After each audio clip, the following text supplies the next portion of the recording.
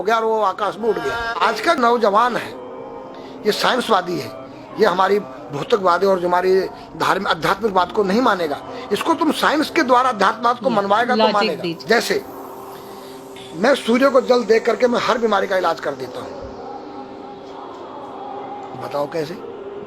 कैसे बाबा? सूर्य उदय हो रहा है, ये जैसे सूर्य मान लो इसको जी, और मैं यहाँ खड़ा हूँ तो हम दोनों एक ही डिग्री पर हैं जी, सीधा। इसकी जो किरण आ रही है वो सीधी आएगी जी, मैंने स्नान किया जी, मेरा बदन गीला है जी, और मैंने तांबे के लोटे में जल भरा तो तांबा कॉपर है, कॉपर में जब जल भर दिया तो कॉपर वाटर हो गया। राइट। और मैं अपने सिर के ऊपर से गिराया जी, और सूर्य का प्रकाश उसमें विटामिन डी रेडियम को लेकर टकराया जी, तो क्या बनेगा? रेनबो बनेगा, इंद्रधनुष बनेगा, 7 कलर बनेंगे। जो हमारे 7 कहते सूर्य के 7 घोड़े हैं। अब उसमें जो हरा रंग है वो क्लोरोफिल का है, जो पत्तियों में पाई जाती है, विटामिन डी और रेडियम से लैस है। वो मेरे मस्तक पे, मेरी आंख पे, मेरे कंठ पे, मेरे हृदय पे, मेरे फेफड़े पे, मेरे लीवर पे, मेरे पित्त पे, मेरे आमाशय पे, मेरे गुर्दों पे जब वो गिरेगा क्या करेगा? ऐसे 6 रंग कलर और बचे हैं, बैंगनी है, ऑरेंज है, नीला है। तो ये क्या करेंगे? किस चीज के प्रतीक है? जब हरा रंग क्लोरोफिल का है और डॉक्टर कहता हरी पत्तियां खाओ, सब्जियां खाओ, तो आपको आयरन मिलेगा। तो अब वो जो विटामिन डी से जो हरा रंग पैदा हुआ है सूर्य की किरण से कॉपर वाटर में, वो क्या करेगा? कोई वैज्ञानिक बताए तो सही मुझे। एक अमेरिका का चेला है, एक रूस का है, वो मेरे भक्त बने हुए हैं। हरिद्वार में क्या वो कोई जल दे रहा होगा सूर्य को, वो भी अपने ऐसे से फेंक रहा है, मैं बैठा देख रहा हूँ ये क्या कर रहा है। मैंने उसको बुलाया तो मैंने यही फार्मूला उसको समझाया।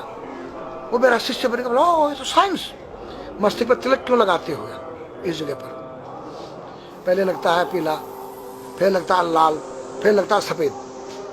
3 कलर क्यों लगते हैं? काला क्यों नहीं लगता? चौराहे पे 3 बत्तियां हैं, जी देखा होगा जी। लाल क्यों है? फॉर डेंजर, स्टॉप, खतरा है, या डेंजर, खड़े हो जाओ, खतरा है जी। पीला देखो, चलना नहीं है, हाँ, देखो रेडी रहो, देखो। और सफेद चल सफेद, सफेद तो उसमें, हाँ, चावल लगा रखे ना मैंने सफेद, हाँ, हाँ, वहाँ हरा है, वहाँ हरा है, रेडी टू गो, गो, हरा गो है। नहीं सफेद, अगर युद्ध हो रहा है, गोलियां चल रही, सफेद झंडा लहरा दिया जाए, पीस, शांति का प्रतीक है। चावल ठंडा होता है और हमारी यहाँ पर सुषुम्ना नाम की नाड़ी है जी। लाल कलर है कि तुम इस योग सहयोग में आके तुम बैठ सकते हो कि नहीं? ये माहौल तुम्हारे योग्य है या नहीं?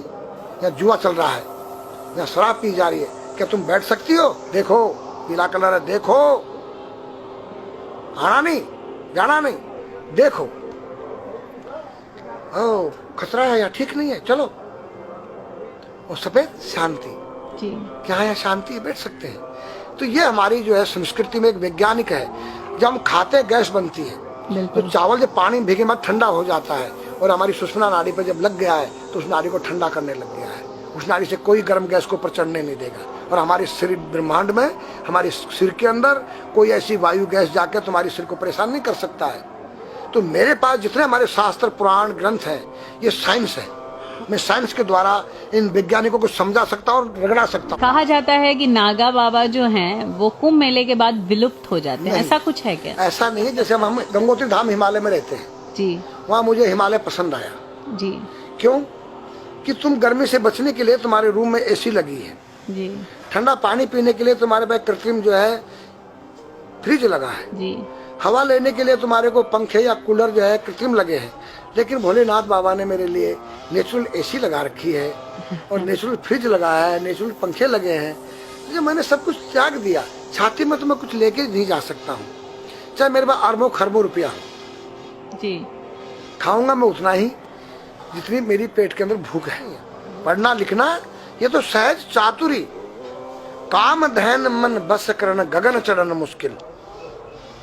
काम धैन मतलब अपने वीर्य को कंट्रोल करना, अपने मन को कंट्रोल करना और अपने प्राण को ब्रह्मांड में यहाँ ले जाना।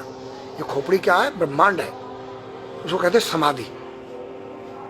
सारे शरीर के प्राणों इकट्ठा करके इस ब्रह्मांड में मस्तिष्क में ले जाके बैठ जाना, जिसको ब्रह्मरंध्र कहते हैं, उस गुफा के अंदर। ये 3 वस्तु मुश्किल है, बाकी सब आसान है। अपरिग्रह मतलब उतना रखो जितना तुम्हें आवश्यकता है, अधिक मत रखो।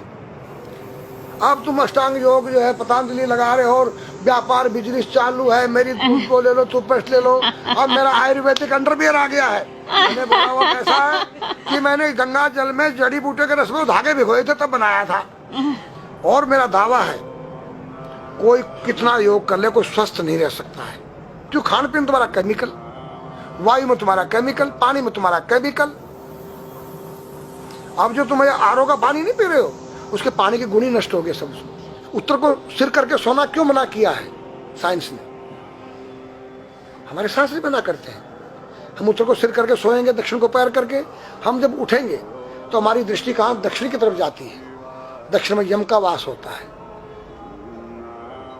और जब दक्षिण को सिर करके सोएंगे तो हमारा मुंह उत्तर को जाएगा। उत्तर हिमालय है, भगवान शिव का कैलाश है। साइंस कहता है कि पृथ्वी के उत्तर ध्रुव दक्षिण ध्रुव है। पृथ्वी कैसी है पता है?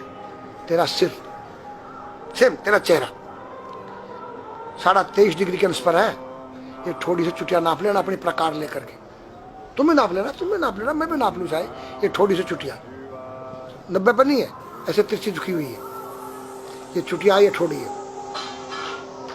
66.5 डिग्री कोण बनाती है। तो ये जो चुंबक मैग्नेट पावर है उत्तर से नॉर्थ से साउथ तक, हम जब सिर उत्तर की तरफ करेंगे तो ये नॉर्थ है, वो नॉर्थ है। नॉर्थ को नॉर्थ धक्का मारेगा तो तुम्हारे दिमाग में और तुम्हारे हार्ट में डिस्प्रोजन होगा और बैलेंस बिगाड़ेगा। इसलिए साइंस में कहता है कि उत्तर की ओर सिर मत करो, और हमारे शास्त्र भी कहते हैं कि उधर मत करो, नीचे उधर दक्षिण की तरफ यम का वास है, उनकी तरफ दृष्टि पड़ती उठते ही। मतलब एक कहने का फर्क है, एक चीज एक ही है। आज हमारे पास योग की विद्या थी, वो गायब हो चुकी है। अब तो जो थोड़ा सा कोई एक चूहा था, वो दुकान में गया, उसको एक हल्दी कंकर मिल गया, बोला हम पंसारी हो गया है। हल्दी मिल जाने से पंसारी बन गया। जो पीटी स्कूल में कभी किया होगा आप लोगों ने, पढ़ा होगा स्कूल में, उसी को योग कह रहे हैं। योग क्या है? भगवान कृष्ण के पास था, उज्जैन गए थे संदीपनी ऋषि के पास सीखने के लिए। एक ही समय में 16,808 रावणों के साथ बात कर रहे हैं, अलग अलग रूप। योग से अनेक रूप बन सकते हैं। योग हनुमान जी के पास था। जब लंका में घुसे हैं तो मच्छर का रूप बनाया उन्होंने, मत्स्य के समान रूप धर कपि, मच्छर के समान। जब सीता के पास गए छोटे से बनकर, तो पूछा क्या तेरे जैसे ही है सब? कि हाँ। फिर तो श्रीलंका पे विजय पाना असंभव है। तो हनुमान ने पहाड़ का जैसा रूप दिखाया, हिमालय जैसा। सर्जविन करना, अपने प्राण को निकाल के मुर्दे में डाल देना, उसको प्रकाया प्रवेश कहते हैं, जो आज है ही नहीं, लुप्त हो गई। जो जानता है किसी को बताता नहीं।